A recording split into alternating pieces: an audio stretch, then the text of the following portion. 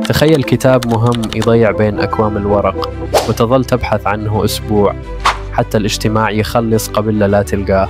وياكم فهد، وهاي أول خطوة برحلة ديوان السيادة الرقمية. اليوم راح نحكي لكم أول خطوة صارت مع شركة دجلة الحديثة للتجارة، شلون رسخنا ذاكرة الشركة بنظام الأرشفة والمراسلات والمتابعة الإلكتروني. هذا مو بس مخزن ملفات، هذا عقل مرتب يخلي كل وثيقة وكل كتاب بمكانه الصح. بضغطة بحث أي معاملة تصير تحت إيدك بثواني، وكل شيء مؤرشف ومؤمن. بعد اليوم ماكو شيء يضيع ولا ورقة تنمسح بالخطأ. وهاي أول لبنة بديوان السيادة الرقمية انحطت، ذاكرة ذكية تحفظ كل كتاب وكل ملف وتخلي المعلومة توصلك بثواني. دار النظم ما تجيب لك بس نظام، تجيب لك سيادة كاملة على وقتك، شغلك ومستقبل شركتك.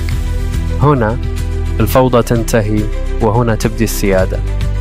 ذاكرة الشركة صارت قوية. الحلقة الجاية نبني قلبها. الله معاكم.